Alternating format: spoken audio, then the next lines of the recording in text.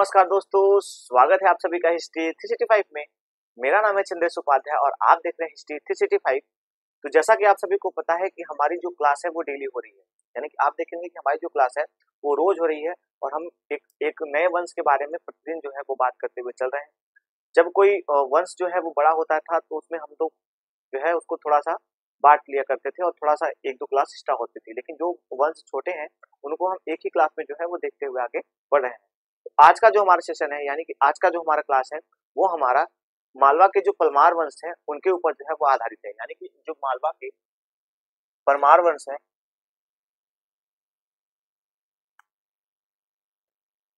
मालवा की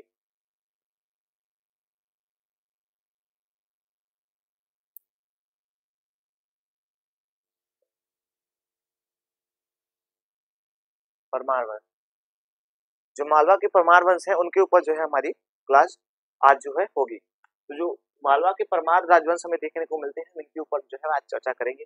इनकी एक प्रारंभिक बातें जो है वो हम देखते हुए उसके बाद इनके जो वंश के शासक है उनको हम देखते हुए जो है वो आगे बढ़ेंगे। तो हम सबसे पहले परमार वंश के बारे में देखेंगे। सबसे पहले आपको बता दूं इनके जो संस्थापक थे, इस वंश के संस्थापक,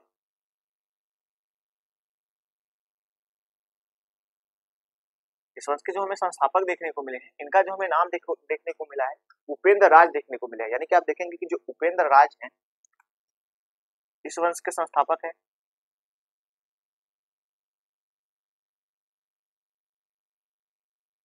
उपेंद्र राज, लेकिन एक बात और बता दूं इनका हमें दूसरा नाम भी जो है वो देखने को मिल जाता है जो कि है कृष्ण राज। आप देखेंगे कृष्ण राज जो है इनका दूसरा नाम में देखने को मिलता है।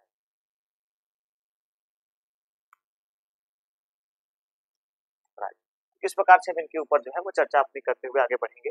अब हम देखेंगे कि जो परमाणु की स्वतंत्रता है उसका जो जन्मदाता था वो कौन था, तो अब इसके ऊपर भी चर्चा करेंगे। आपको बता दूं परमाणु की स्वतंत्रता,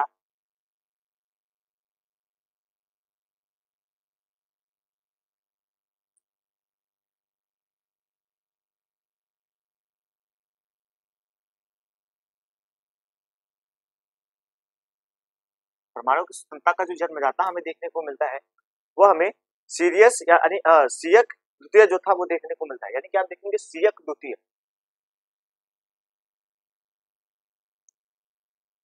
सियक द्वितीय यह जो था यह परमाणु की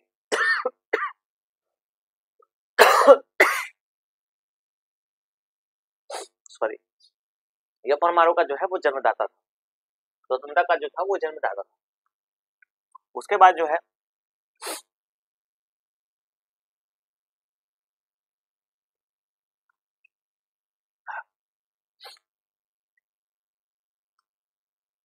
उसके बाद जो है हम देखेंगे इनकी जो राजधानी थी वो क्या थी, तो हम राजधानी के ऊपर चर्चा करेंगे।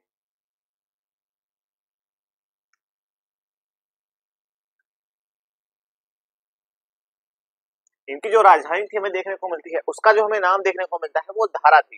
यानी कि आप देखेंगे कि धारा जो थी वो इनकी राजधानी थी, धारा इनकी राजधानी थी। उसके बाद हम देखेंगे कि परमाणु की जो स्वतंत्रता है उसके बाद परमार जो राजवंश है इनका जो कह सकते हैं कि इनके बारे में जो महत्वपूर्ण बातें हैं वो क्या क्या हमें देखने को मिलती है। तो पहले एक धारा के बारे में जो है वो महत्वपूर्ण बात जो है वो हम देख लेते हैं। धारा के ऊपर एक महत्वपूर्ण हमें बात यह देखने को मिलती है कि भारतीय इतिहास में आप देखेंगे कि जो धारा है इसको भारतीय इतिहास के सांस्कृतिक में एक महत्वपूर्ण जो है आयाम वो परमाणु ने जोड़ा था। यानी कि आप देखेंगे कि जो धारा है परमाणु ने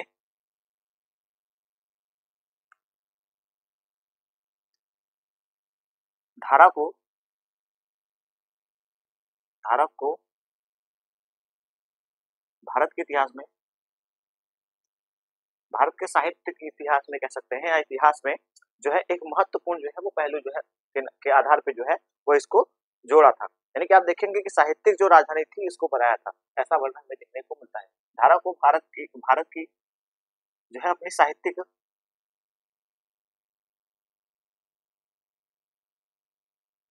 की राजधानी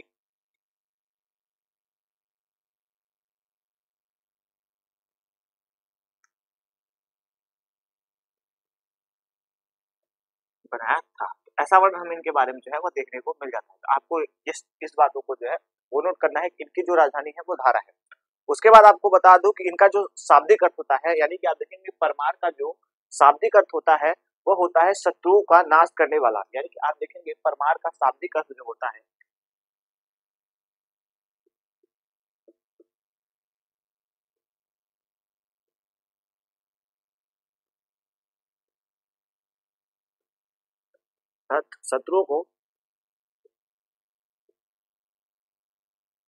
शत्रुओं का नाश करने वाला।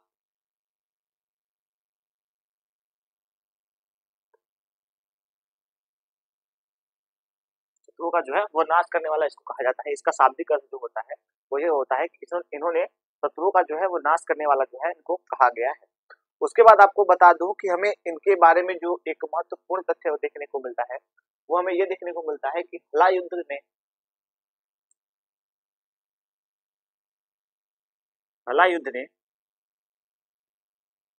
ने इनको इनको जो है इनको जो है वो ब्रह्म क्षत्रिय जो है वो कुल का बताया है। यानी कि आप देखेंगे ब्रह्म क्षत्रिय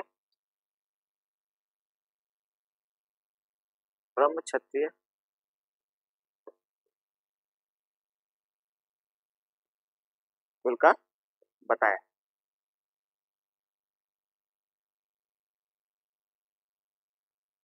है। आपको बता दूं कि जो परमार है, आप देखेंगे कि परमार जो है वो राष्ट्रकूटों के सामंत में देखने को मिल जाता है। यानी कि आप देखेंगे कि जो परमार है वो राष्ट्रकूटों के जो है वो हमें कह सकते हैं कि सामंत जो है वो देखने को मिल जाते हैं। एक पॉइंट और जो है वो मैं आपको बता दूं कि परमार जो है इनकी जो कह सकते हैं कि जन्म की प्रारंभिक जो बातें हमें देखने को इनके अभिलेख में जो देखने को मिल जाती है उसमें हमें ऐसा बताया जाता है कि यह जो थे वो राष्ट्रकूटों के परिवार से ही थे। यानी इनकी उत्पत्ति जो हुई है वो राष्ट्रकूटों के परिवार से ही हुई है। तो आप इस चीज को नोट कर लीजिएगा कि परमार वंश की उत्पत्ति परमार वंश की प्रारंभिक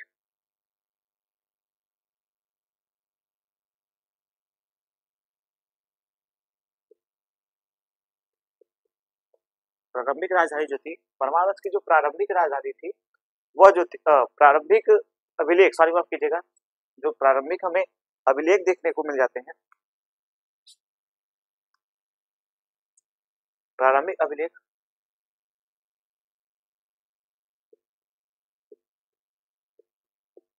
प्रारंभिक अभिलेख में राष्ट्रकूटों को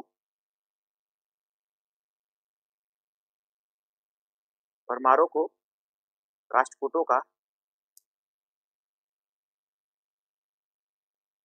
कूटों का परिवार से उत्पत्ति इनके परिवार राष्ट्रकूटों के परिवार से जो है इनकी उत्पत्ति जो है वो मानी जाती है। यानी कि परिवार में जन्मा हुआ बताया जाता है। राष्ट्रकूटों के परमारों का जो है राष्ट्रकूटों के परिवार में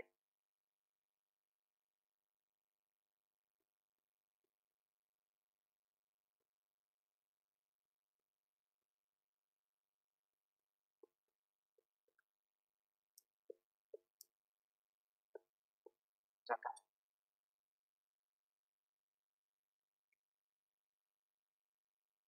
राष्ट्रकूटों के परिवार से जो है वो जन्मा हुआ बताया जाता है। आपको बता दूं कि यह जो थे वो राष्ट्रकूटों के सामंत थे। तो आप इस चीज को भी जो है वो नोट कर लीजिएगा। परमार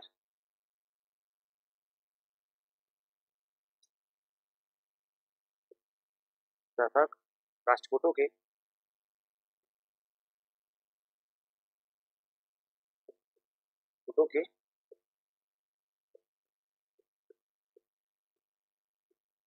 सामंत, राष्ट्रकूटों की यह सामंत हमें देखने को मिल जाते हैं। यानी कि आप देखेंगे ये राष्ट्रकूटों के हमें सामंत देखने को मिल जाते हैं। अब हम देखें कि इनके बाद जो है, यानी कि हमने इनकी प्रारंभिक बातें जो थी वो सारी की सारी बातें जो थी वो हमने देख ली थी। हमने जो परमार वंश के बारे में जो महत्वपूर्ण तथ्य थी वो एक जो प्रारंभिक बातें होती है जो इनके लिए एक परिचय का जो दृष्टिकोण से जो देखा जाता है वो हमने सारी बातें जो है उसको जो है वो डिस्कस कर लिया। अब हम इनके बारे में थोड़ा सा, अब इनके शासकों के बारे में जो है वो देखना जो है वो प्रारंभ कर देंगे। यानी कि हम शासकों के ऊपर देखेंगे तो हम अब देखेंगे कि जो हमें यहाँ पे उपेंद्र देखने को मिलते हैं, सबसे पहले हम इन्हीं के बारे में जो है वो अपनी क्लास करेंगे।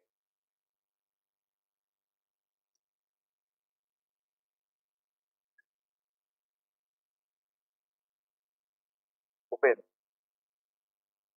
उपेंद्र के ऊपर जो है वो हम अपनी सबसे पहली जो है वो क्लास अब करते हुए चलेंगे। आपको बता दूं कि उदयपुर लेक में जो है इनको जो है वो दिव्य जो कह सकते हैं दिव्य दर्शन जो है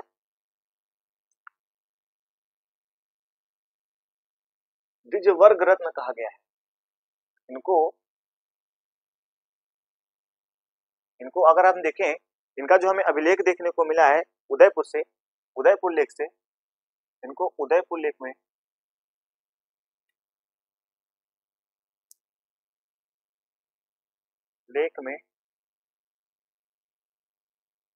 द्विज रत्न कहा गया। द्विज रत्न, द्विज वर्ग रत्न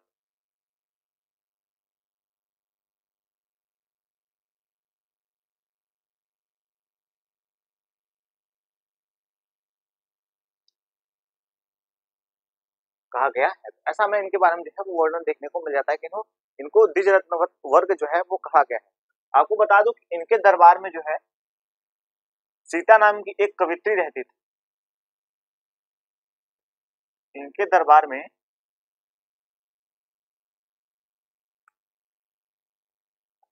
सीता नाम की एक कवित्री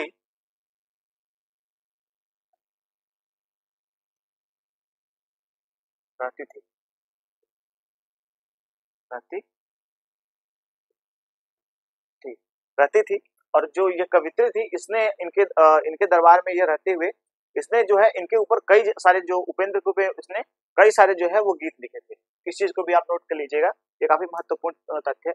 इनके ऊपर कई सारे जो है वो गीत इन्होंने लिखा था। इनके बारे में ये सारी बातें जो है वो देखने को है जो मिल जाती है। अब हम देखेंगे सीजर के बारे में, यानी कि सियक के बारे में देखेंगे। जो सियक द्वितीय है, इस वंश के नेक्स्ट शासक सियक द्वितीय। अब हम सियक द्वितीय के बारे में जो है वो चर्चा करते हुए आगे बढ़े। आपको बता दो कि नर्मदा नदी के तट पर, आपको बता दूं कि नर्मदा नदी के तट पे राष्ट्रकूट शासक जो हट्टिक थे उनसे इन्होंने युद्ध किया था और उनको पराजित कर दिया था। और पराजित करने के बाद जो है वो परमाणु की जो परमाणु की स्वतंत्रता है उसको इन्होंने प्राप्त किया था। यानी कि इनको परमाणु का जन्मदाता, जैसा कि मैंने आपको बताया, इनको परमाणु का जो है वो जन्मदाता कहा जाता है। यानी कि परमाणु का स्वतंत्रता का जो जन्मदाता कहा जाता है वो सीएफ को कहा जाता है। तो ऐसा वर्णन हमें जो है वो देखने को मिल जाता है। तो आप इस चीज को जो है वो नोट कर लीजिएगा। इन्होंने इन्होंने राष्ट्रकूट शासक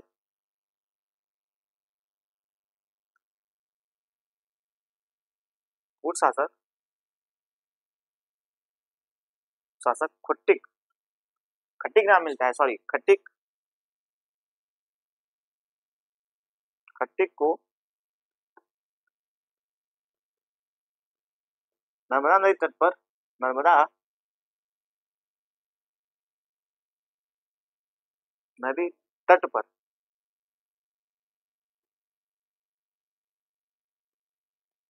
हराया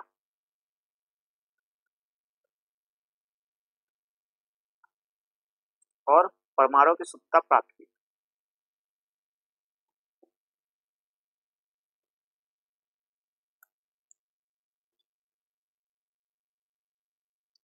का प्राप्त की, प्राप्त की। ऐसा वर्णन हमें इनके बारे में जो है वो देखने को मिला। यानी कि इनको परमाणु का जो है वो स्वतंत्रता का जो है वो जन्मदाता जो है वो माना जाता है। सियक ने जो है वो हुड़ राजकुमारों को भी हराया था और हुड़ राजकुमारों को हरा करके इन्होंने उनको उनको मार डाला था। और उनको मार डालने के बाद आप देखेंगे इन्होंने हुड़ मंडल पे जो है वो पूरा तरीके से अपना जो है वो नियंत्रण स्थापित कर लिया था। यानी कि आप इस चीज को नोट करिएगा। सियक ने सियक ने हुड़ राजकुमारों को मारो की राजकुमारों का राजकुमारों की हत्या हत्या करवा दिया।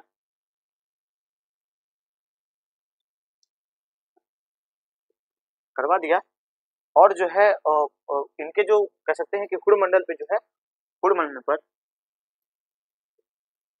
इनके हुड़ मंडल पर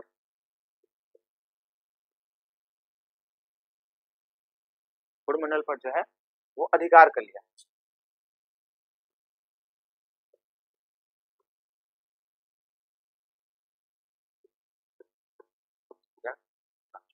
एक तरीके से हम सियक को जो है वो इस वंश का जो है वास्तविक संस्थापक भी कह सकते हैं, लेकिन हालांकि हमें ऐसा कहीं वर्णन देखने को नहीं मिलता। लेकिन जो सियक द्वितीय है इनको हम इस वंश का जो है वास्तविक संस्थापक भी कह सकते हैं। तो इनके बारे में जो हमें ऐसी सारी जानकारी है वो देखने को मिल जाती है। अब देखेंगे इनके बाद जो हमें शासक देखने को मिलते हैं वो मुंज थे। तो मुंज के बारे में और इनके बारे में बता दूं कि मुंज और इनका जो संबंध हमें देखने को मिलता है, यानी कि मुंज और इनका जो संबंध हमें देखने को मिलता है वो दत्तक पुत्र का देखने को मिलता है, यानी कि गोद लिया हुआ पुत्र जो है वो देखने को मिल जाता है। तो आप देखेंगे कि इनके बाद जो है वो इनके अगले जो शासक होते हैं वो जो मुंज है, वांगपति मुंज जो है वह अब शासक बनते हैं। तो इनके बारे में ऐसा वर्णन जो है वो देखने को मिल जाता है। तो आप इसको नोट कर लीजिएगा कि जो मुंज थे वो इनके दत्तक पुत्र थे। मैं यहाँ पे लिख देता हूँ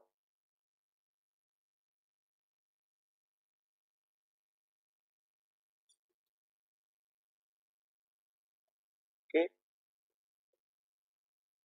दत्तक पुत्र थे,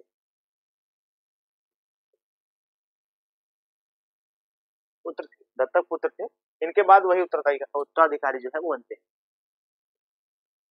इनके बाद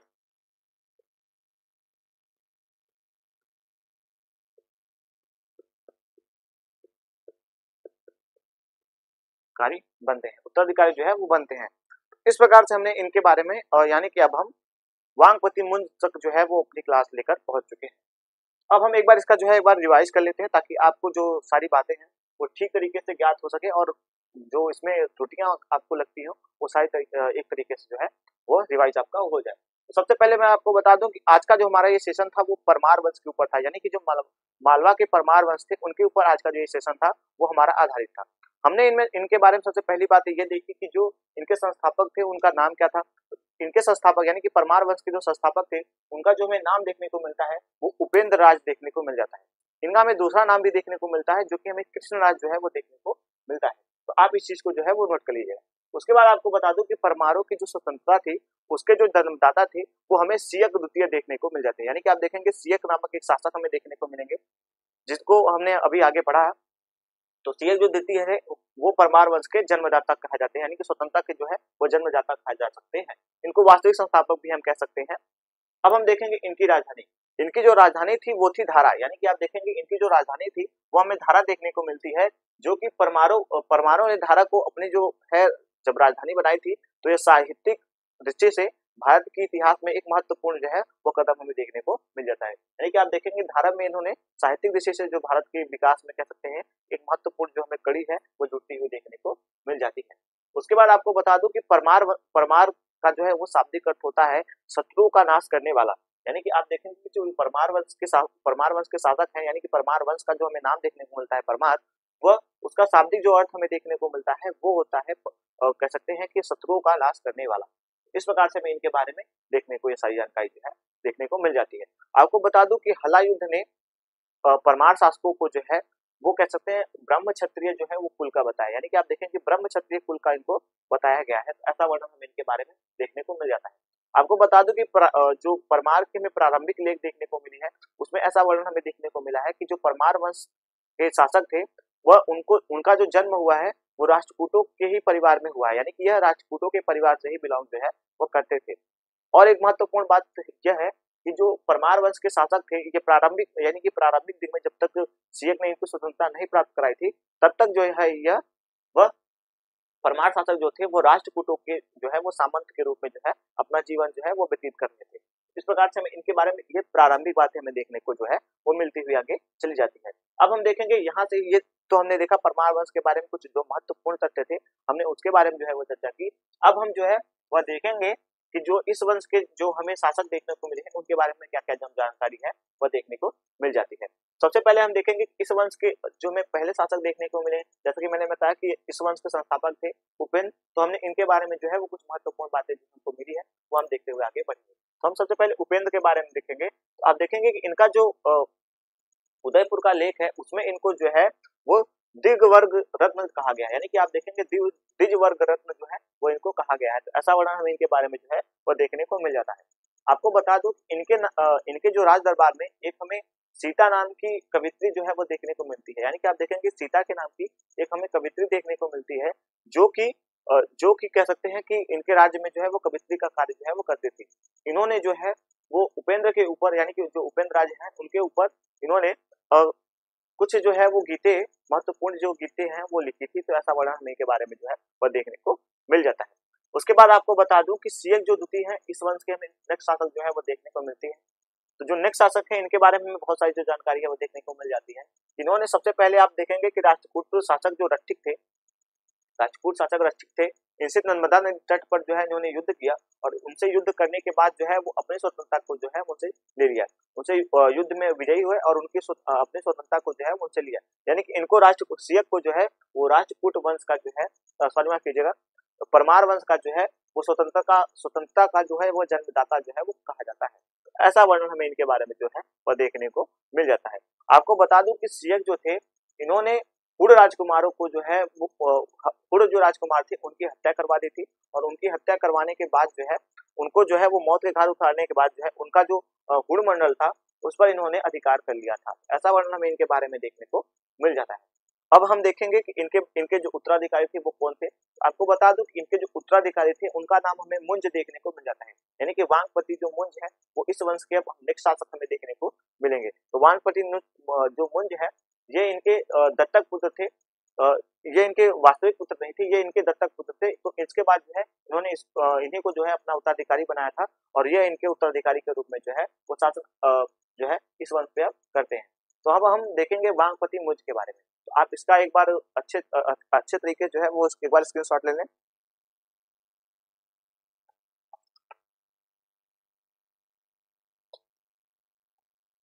चलिए, तो हम इसको अब साफ कर लेते हैं। उसके बाद जो है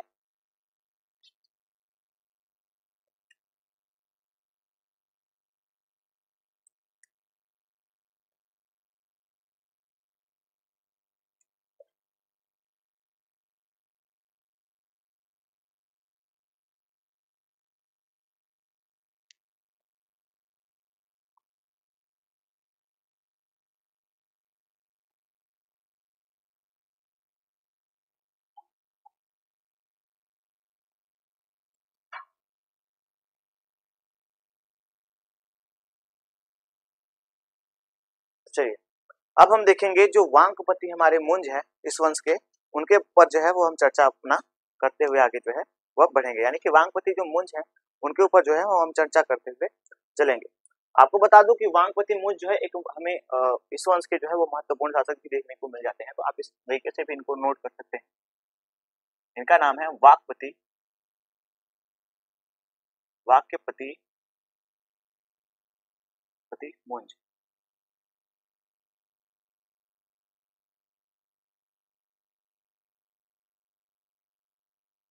वाक्पति मुंज जो है वो इस वंश का जो है कह सकते हैं कि अब हमें जो है वो नेक्स्ट शासक जो है वो देखने को मिल जाता है। तो सबसे पहले हम देखेंगे इसकी जो हमें उपाधियां देखने को मिल जाती है वो क्या क्या है।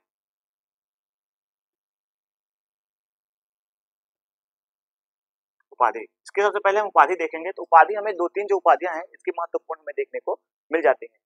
आप देखेंगे कि उत्पल राज जो है वो हमें देखने को मिलता है, उपल राज, उपल राज है। और दूसरा जो हमें उपाधि देखने को मिलता है वो अश्वघोष की उपाधि इसकी देखने को हमें मिल जाती है। यानी कि अश्वघोष,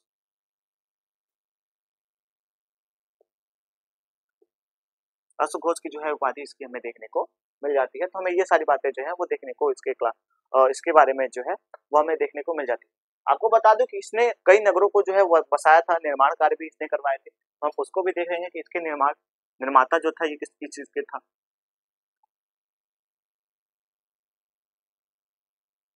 निर्माता जो था वो किस चीज का था। तो आप देखेंगे कि हमें सबसे पहले इसका जो है वो गुजरात में जो है वो मूलपुर जो है वो मूलपुर नामक एक जो जगह है, नगर को जो है इसने बसाया था। यानी कि आप देखेंगे गुजरात में पहला हम देखेंगे गुजरात में मूलपुर नगर।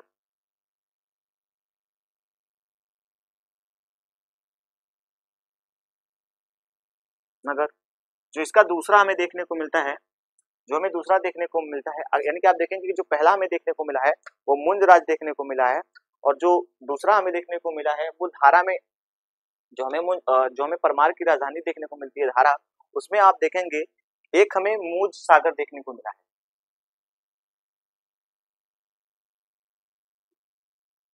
धारा में मूज सागर, सागर तालाब,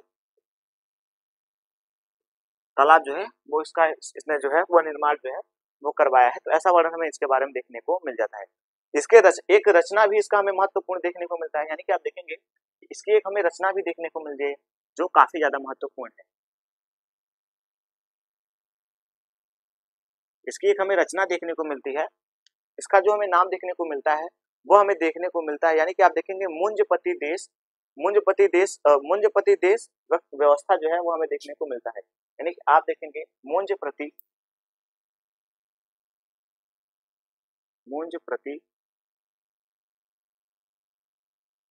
देश देश व्यवस्था,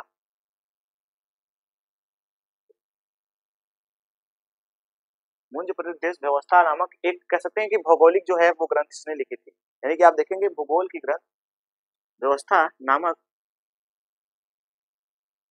भूगोल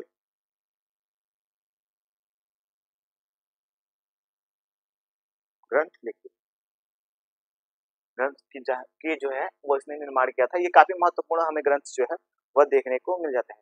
आपको बता दूं कि जो यह थे, यानी कि हमें वांगपति मुंज जो है वो देखने को मिलते हैं। इन्होंने मुंज जो है थे वो कचूरी जो राज थे, यानी कि आप देखें कचूरी जो शासक थे हमें देखने को मिलते हैं, युवराज द्वितीय को जो है इन्होंने पराजित किया था। तो इनके बारे में एक महत्वपूर्ण तथ्य यह भी हमें देखने को मिलता है कि मुंज ने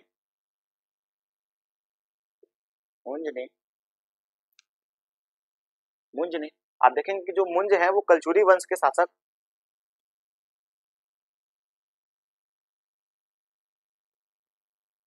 कलचुरी वंश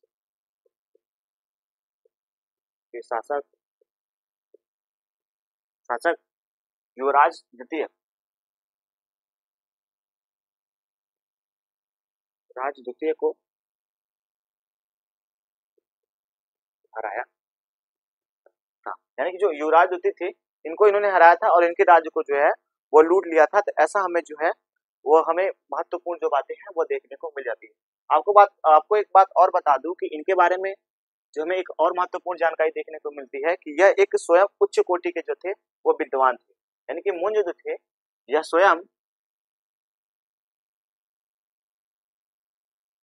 उच्च कोटि के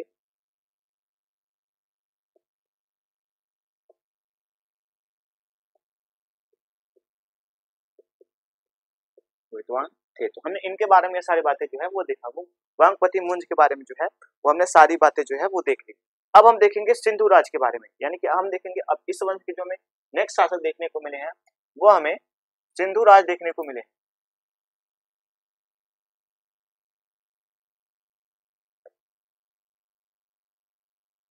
सिंधु राज इस वंश के जो है हमें नेक्स्ट शासक जो है वो देखने को मिल जाते हैं सिंधु राज।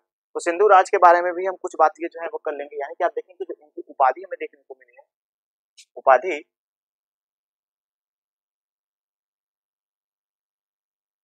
उपाधि जो है वो हमें देखने को मिलती है। तो आप देखेंगे कि जो पहली उपाधि देखने को मिलती है वो कुमार नारायण की उपाधि जो है वो धारण किया है।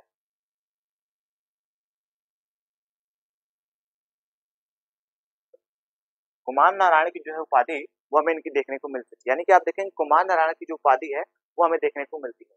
दूसरी उपाधि जो है इनकी मालव राज का,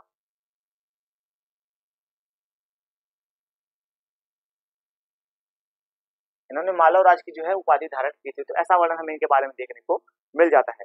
आपको बता दूं कि यह जो था, यानी कि जो सिंधु राज था यह मुंज का छोटा भाई था। यानी कि आप देखेंगे कि मुंज राज का जो है वो छोटा भाई था। तो यहाँ पे आप इसको नोट कर लीजिएगा, सिंधु राज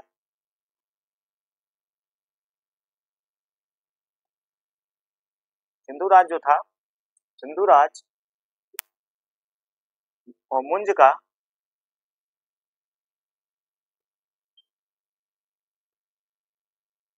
छोटा भाई था। भाई था, जो कि इसके स्थान जब ये नहीं रहता है तो इसके स्थान पे जो है वो सिंधु राज जो है वो अपना शासन जो है वो करता है। आपको बता दो कि समकालीन सर्वप्रथम इसने जो है वो समकालीन जो कल्याणी शासक थे, यानी कि आप देखेंगे समकालीन जो कल्याणी चालुक्य नरेश थे, हमें सत्याक्षर जो देखने को मिलते हैं उसको इन्होंने पराजित किया था। यानी कि आप देखेंगे इनके बारे में जो महत्वपूर्ण तथ्य है वह यह है कि सबसे पहले यानी कि सर्वप्रथम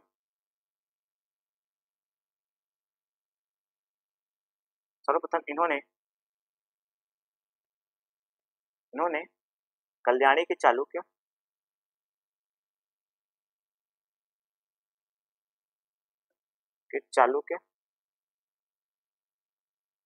चालुक्य सत्याक्षर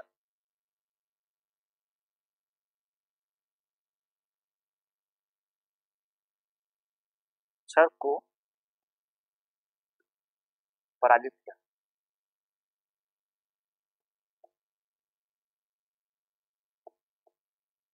पराजित जो है वो किया था, तो ऐसा वर्णन जो है वो हमें इनके बारे में देखने को मिलता है कि इन्होंने सबसे पहले जो है वो कल्याणी के चालुक्य जो थे उनको इन्होंने पराजित किया था। ऐसा वर्णन हमें इनके बारे में देखने को मिल जाता है। और सबसे महत्वपूर्ण बात बता दूं कि इनके बारे में ऐसा हमें वर्णन देखने को मिलता है, इसके बाद जो है इस युद्ध के बाद जो इन्होंने कल्याणी के चालुक्य जो हराया था, इसको बाद जो है इन्होंने कल्लड़ जो कोकय का जो है वो इन्होंने जो है वो युद्ध लड़ा था। यानी कि आप देखेंगे कोकय का जो युद्ध है इसके उपरांत जो है इन्होंने कोकय विजय जो है वो इन्होंने की थी, जहां पर शिलाधर वंश का शासक जो है वो शासन कर रहा था। इसके पश्चात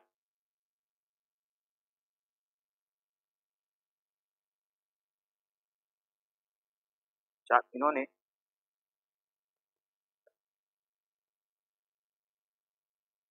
कोकण की विजय की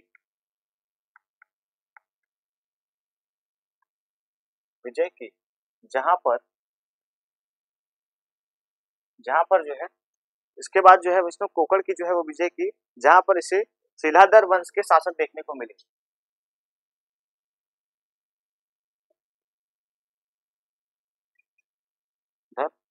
शिलाधर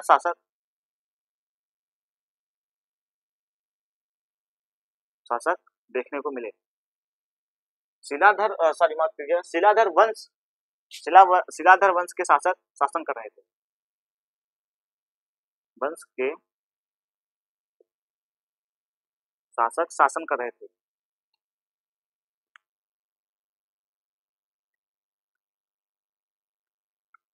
रहे थे, तो हमें इनके बारे में ऐसा वर्णन जो है वो देखने को मिल जाता है। ये काफी महत्वपूर्ण तथ्य थी जो मैंने आपको इनके बारे में बता दिया था। यह कालांतर में जो थे वो सिंधु राज गुजरात के चालुक्यों से जो है वो पराजित हो जाते हैं। यानी कि आप देखेंगे कि एक बार जो है वह भले ही ये जीतते हैं, लेकिन दूसरी बार जो है वो इनसे जो है वो पराजित हो जाते हैं। और चुंड राज यानी कि आप देखेंगे चामुंड राज हमें देखने को मिलते हैं, जो कि उस समय कल्याणी के चालुक्य थे। उन्होंने जो है इनके जो है इनको पराजित कर दिया और इसके बाद इनकी जो है वो मृत्यु हो जाती है। तो इस बात को भी आपको नोट कर लीजिएगा। इन इनको इनको कल्याणी के चालुक्य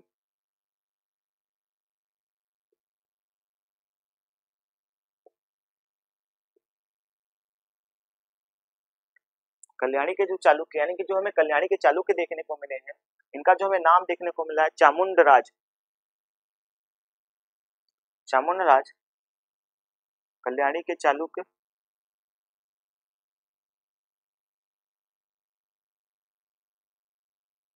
राज से पराजित होना पड़ा जीत होना पड़ा था पराजित होना पड़ा था ना पड़ा था। उसके बाद जो है वो इनकी मृत्यु, इनके बारे में फिर हमें कुछ महत्वपूर्ण जो बातें हैं वो देखने को नहीं मिल जाती। उसके बाद आप देखेंगे कि यशोवर्धन जो थे, इनके जो है यशोवर्धन जो थे वो इनके प्रधानमंत्री थे। यानी कि आप देखेंगे कि इनके बारे में एक महत्वपूर्ण तथ्य जो है वो हमें ये भी देखने को मिल जाता है। यशोवर्धन वर्धन इनके प्रधानमंत्री थे।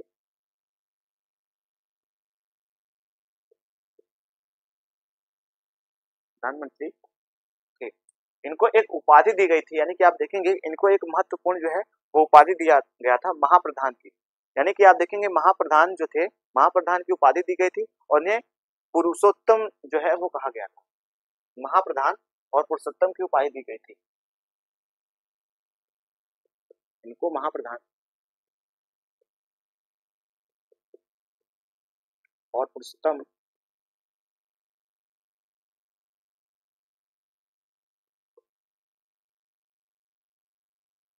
की उपाधि दिया था। तो ऐसा वर्णन जो है हमें देखने को मिल जाता है कि इन्होंने एक महाप्रधान की उपाधि दी थी और एक पुरुषोत्तम की जो उपाधि है वो इन्होंने धारण की थी। इस प्रकार से हमने इनके बारे में जो है वो सारी बातें जो है वो एक बाय एक जो था वो वाकपति मुंज के बारे में हमने देखा, और उसके बाद हमने सिंधु राज जो कि इनके हमें उत्तराधिकारी देखने को मिलते हैं, हमने इनके बारे में जो है वो चर्चा कर ली। उसके बाद आप देखेंगे कि इनके बारे में हमें ये सारी बातें जो है वो देखने को मिल जाती है। हम इनके बारे में ये सारी बातें जो है वो डिस्कस कर ली। एक बार जो है हम इसको रिवाइज जो है वो करते हुए आगे जो है वो बढ़ेंगे। तो सबसे पहले जैसा कि मैंने आपको बता दिया कि हमने आप देखेंगे कि जो हमने जो सियक द्वितीय थे उनके बारे में देखा था, तो उनके फिर उत्तराधिकारी जो हुए थे वो हुए थे वांगपति मुंज। तो वांगपति मुंज के बारे में जो है वो हम देखते हुए चलेंगे। तो सबसे पहले आप देखेंगे कि इनकी जो हमें उपाधि देखने को मिलती है, वांगपति मुंज की जो उपाधि हमें देखने को मिलती है वो उल्पल राज देखने को मिलती है, यानी उपल राज की जो है उपाधि इनकी देखने को मिलती है। दूसरी उपाधि इनकी अश्वघोष की जो है थी वो थी। आपको बता दूं कि इन्होंने निर्माण कार्य भी बहुत अच्छे करे थे अपने शासनकाल में। जो पहला निर्माण कार्य हमें देखने को मिलता है वो गुजरात में, आप देखेंगे गुजरात में एक हमें मूलपुर नामक नगर को जो है इनको बसाने का जो है वो श्रेय दिया जाता है। उसके बाद आप देखेंगे कि धारा में जो है वो एक इन्होंने जो है मूल सागर का जो है वो निर्माण करवाया था, यानी कि मूल सागर नामक तालाब का जो है इन्होंने निर्माण करवाया था, जो कि बहुत ही महत्वपूर्ण जो है इनके बारे में जो है वो हमें देखने को मिल जाती है। इनकी एक हमें रचना भी देखने को मिलती है जिसका हमें नाम देखने को मिलता है कि मुंज प्रतिदेश व्यवस्था, यानी कि आप देखेंगे मुंज प्रतिदेश व्यवस्था जो नामक एक ग्रंथ है वो इन्होंने एक भूगोल पे लिखी हुई इनकी जो है वो रचना कही जा सकती है, यानी कि आप देखेंगे भूगोल के ऊपर जो है उनकी लिखी गई यह रचना हमें देखने को मिल जाती है। आपको बता दूं कि मुंज ने जो है वो कचूरी वंश के शासक जो थे, यानी कि आप देखेंगे कचूरी वंश के शासक जो युवराज द्वितीय थे उनको जो है इन्होंने हराया था और उनकी राजधानी को जो है इन्होंने लूट लिया था। इन्होंने ऐसे अपने जीवन में तमाम जो युद्ध है वो लड़े थे, वो हमारे दृष्टिकोण से महत्वपूर्ण नहीं है तो उसको मैंने छोड़ दिया है। और एक बात बता दूं, यह स्वयं एक उच्च कोटि के जो है वो कह सकते हैं कि हमें विद्वान देखने को मिलती है, तभी इन्होंने जो है वो रचना की है। इनके राज दरबार में हमें कई ऐसे उच्च कोटि के जो है वो हमें कह सकते हैं कि दरबारी जो है वो देखने को मिल जाते हैं, इनकी कवित्री जो है वो देखने को मिल जाते हैं। अब हम देखेंगे, ये तो हमने देखा वाकपति मुंज के बारे में। अब हम देखेंगे सिंधु राज के बारे में। जो सिंधु राज है इनके बारे में जो हमें महत्वपूर्ण तथ्य देखने को मिलते हैं वो क्या है, यानी कि आप देखेंगे सिंधु राज जो है वो वांगपति मुंज के उत्तराधिकारी बनते हैं, यानी कि ये इनके भाई थे, ना कि इनके पुत्र थे, ये इनके भाई थे। ऐसा वर्णन हमें इनके बारे में देखने को मिल रहा है। आप देखेंगे सिंधु राज जो थे इनकी जो हमें उपाधियां देखने को मिली, इनकी दो भी उपाधियां हमें देखने को मिली है, हालांकि और भी उपाधियां हमें देखने को मिल सकती है, लेकिन हमने दो ही उपाधि जो है वो महत्वपूर्ण था तो उसको हमने लेने का जो है वो प्रयास किया अपनी क्लास में। तो सबसे पहले देखेंगे कि जो इनकी पहली उपाधि में देखने को मिलती है वो कुमार नारायण की उपाधि देखने को मिलती है, यानी कि आप देखेंगे इनकी जो पहली हमें उपाधि देखने को मिलती है वो कुमार नारायण की उपाधि देखने को मिलती है, और जो दूसरी उपाधि है वो मालव राज की जो है उपाधि देखने को मिल जाती है। तो ऐसा वर्णन हमें इनके बारे में देखने को मिलता है। इसके बाद हम देखेंगे सिंधु राज जो थे वो मुंज के छोटे भाई थे, जैसा कि मैंने आपको बताया, मैंने यहाँ पे पहले से कोट कर रखा है तो आप इसको नोट कर लीजिएगा कि यह जो थे वो मुंज के जो है वो छोटे भाई थे। उनके बाद जो है फिर इनके उत्तराधिकारी जो है वो बनते हैं। आपको बता दूं कि सर्वप्रथम इन्होंने जो है वो जो गुजरात के कल्याणी के चालुक्य थे, यानी कि सोलंकी वंश के जो शासक थे हमें देखने को मिलते हैं सत्ताक्षर, उनको इन्होंने पराजित किया था और उनके राज्य में जो है अपनी जो है वो राजधानी जो है वो विस्तृत की थी। उसके बाद आप देखेंगे इसके पश्चात इन्होंने पोकड़ का जो है वो विजय किया था, जहाँ पे शिलाधर वंश के जो है वो शासक जो है वो शासन कर रहे थे। ऐसा वर्णन हमें इनके बारे में देखने को मिल जाता है। उसके बाद आप देखेंगे इनकी जो कल्याणी के चालुक्य थे, जो कल्याणी के चालुक्य है वो चामुंड राज, यानी कि आप देखेंगे इनकी जो पहली विजय थे वो तो हमने देख लिया था, उसमें यह विजयी होते हैं, लेकिन यह जब फिर से कल्याणी के चालुक्य उससे जो है वो उलझते हैं, उसे युद्ध करते हैं तो उसमें जो है वो ये पराजित हो जाते हैं। उस समय कल्याणी के जो चालुक्य थे उनके जो शासक उस समय उस वंश पे जो शासक कर रहे थे उनका जो हमें नाम देखने को मिलता है वो चामुंड राज देखने को मिलता है, तो यह इनके हाथों से जो है वो पराजित हो जाते हैं।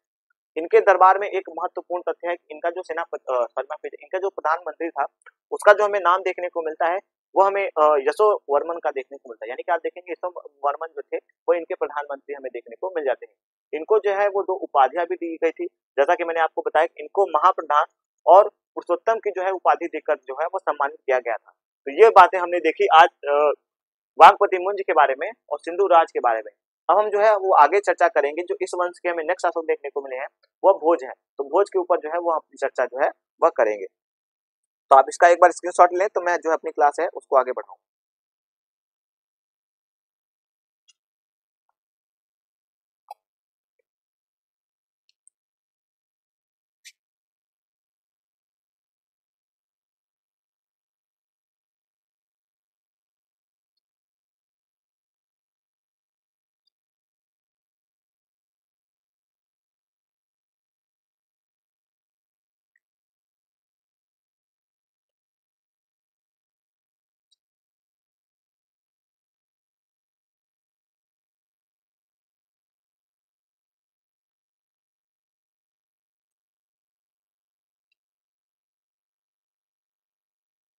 चलिए अब हम देखेंगे इस वंश के हमें नेक्स्ट शासक जो देखने को मिलते हैं वो है भोज। तो हम भोज के ऊपर जो है वो चर्चा करेंगे।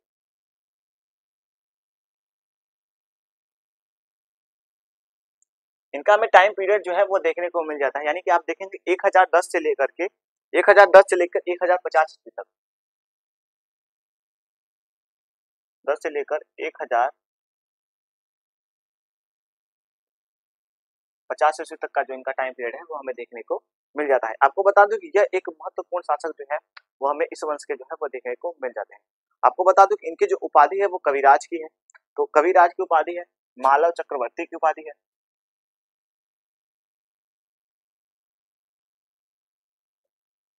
इनकी जो उपाधि हमें देखने को मिलती है वो है कविराज। कविराज की उपाधि देखने को मिलती है। उसके बाद आप देखेंगे मालव चक्रवर्ती की।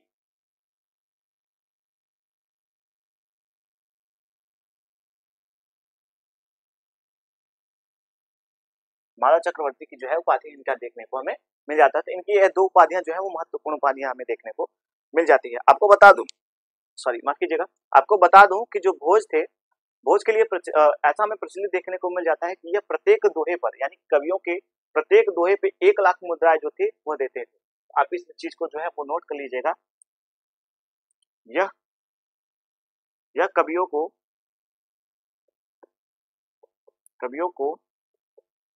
उनके प्रत्येक कवि की जो पंत होती थी, यानी कि लाइन जो होती थी उसके ऊपर यह 1 लाख स्वर्ण मुद्राएं जो देते थे प्रत्येक। कह सकते हैं कि यह कवियों के उनके जो है प्रत्येक, कह सकते हैं प्रत्येक जो पंक्ति थी, पंक्तियां थी, पंक्तियों पर 1 लाख मुद्रा प्रदान करते थे। तो ऐसा हमें वर्णन इनके बारे में जो है वो देखने को मिल जाता है। काफी ज्यादा महत्वपूर्ण ये बातें हैं, आपको इसको नोट कर लेना चाहिए कि ये काफी ज्यादा महत्वपूर्ण हमें देखने को मिल जाते हैं। आप देखेंगे इनके दरबार में जो है वो हमें काफी महत्वपूर्ण तथ्य देखने को मिलता है। इनका जो हमें राज दरबार देखने को मिलता है वो आप संगीतों में, साहित्यों में और जो कह सकते हैं रचनाओं में जो है वो ज्यादा प्रांगण हमें देखने को मिलता है। यानी कि आप देखेंगे इनका जो राज्य था, इनका जो शासन काल था वो हमें इनका जो है भोज वंश का जो है वो राजनीतिक और सांस्कृतिक दृष्टि से जो है वो चरमोत्कर्ष जो है वो चरमोत्कर्ष जो है वो राज्य हमें देखने को मिलता है। यानी कि आप देखेंगे चरमोत्कर्ष जो है वो काल उस समय देखने को मिल जाता है। इनके शासन काल को ऐसा कहा जाता है। तो इस बात को भी आप नोट करते हुए आगे जो है वो बढ़िएगा।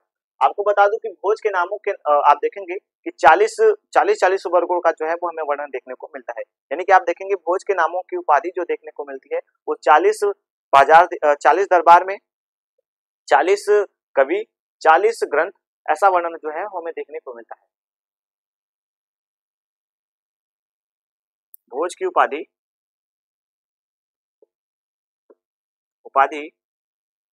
40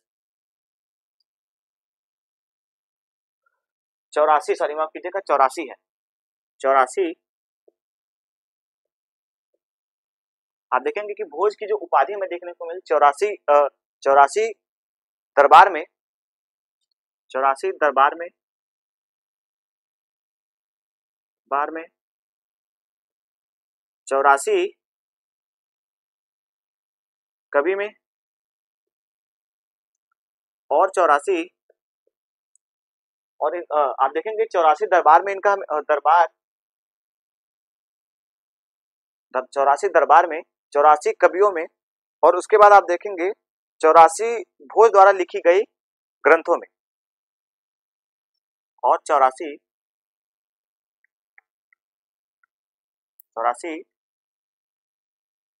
भोज द्वारा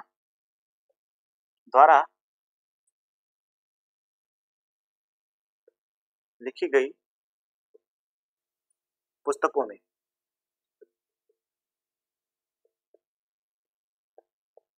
ऐसा वर्णन जो है हमें इनका जो है वो देखने को मिल जाता है। इस प्रकार से हमें इनके बारे में जो है वो जानकारी देखने को मिलता है। विद्वान दोनों ही इनके बारे में जो हमें सारी बातें हैं वो देखने को मिलती है, ऐसी इनके बारे में बताई जाती है कि यह जो इनके 40 का वर्णन जो है वो हमें देखने को मिलता है। यानी कि आप देखेंगे इनके सॉरी इनके दरबार में हम देखेंगे कि इनके दरबार में जो हमें वर्णन देखने को मिलता है, तो इनके 84 का वर्णन देखने को मिलता है। यानी कि आप देखेंगे इनकी जो उपाधि है वो दरबार में 84 में देखने को मिलती है। उसके बाद आप देखेंगे 84 कवि, 84 जो है भोज पुस्तकें, जो भोज ने जो पुस्तकें लिखी थी वो 84 का जो है हमें अनुक्रमान जो है वो देखने को मिलता है। उसके बाद आप देखेंगे भोज की मृत्यु जब होती है, इनके शासन काल में आप देखेंगे बहुत सारे जो है वो हमें कवि इनके राज्य में देखने को मिल जाते हैं, तो ऐसा वर्णन जो है हमें इनके बारे में देखने को मिल जाता है। तो आप इसको नोट कर लीजिएगा। इनकी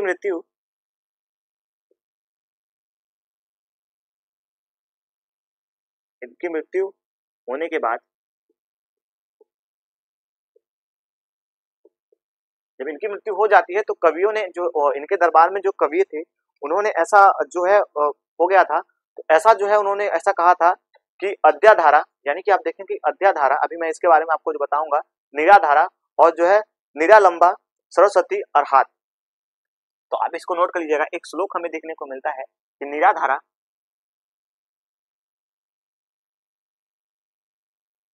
निराधारा निराधारा निरालंबा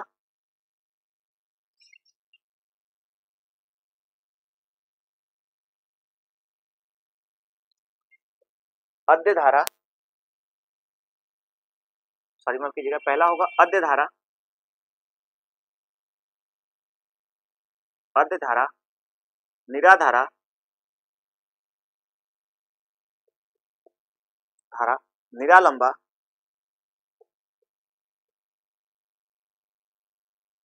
निरालंबा आहत आहत सरस्वती।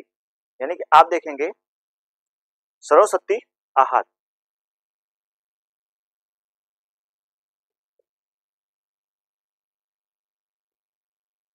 सरस्वती अर्हात,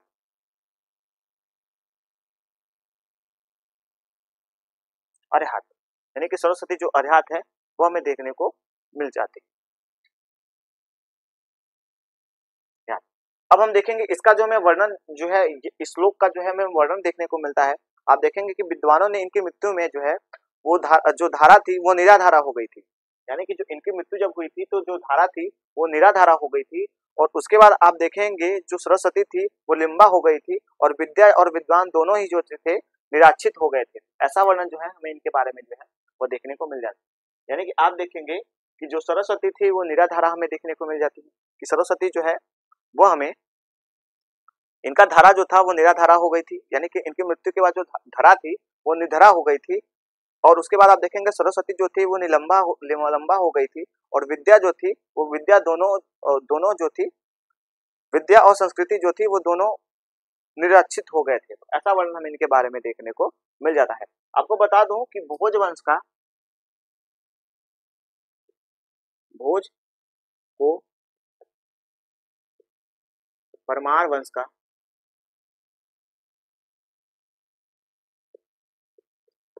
का सांस्कृतिक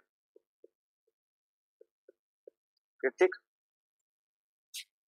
सांस्कृतिक, आप देखें जो स्थापत्य में है, राजनीतिक सांस्कृतिक राजनीतिक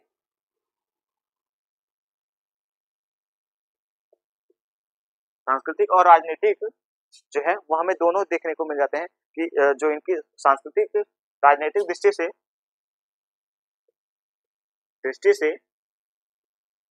दृष्टि से चरमोत्कर्ष पे पहुंचा हुआ था।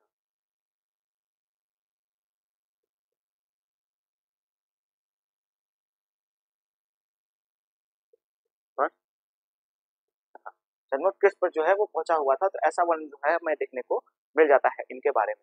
तो ये बातें थी। अब हम देखेंगे इनके बारे में थोड़ा सा रिवाइज कर लेंगे। उसके बाद हमें जो भोजवंश है, हालांकि इनके बारे में बहुत सारी जो बातें हैं वो हमें देखने को मिलती है, लेकिन मैंने उनको जो है वो लेने का जो है प्रयास नहीं किया है।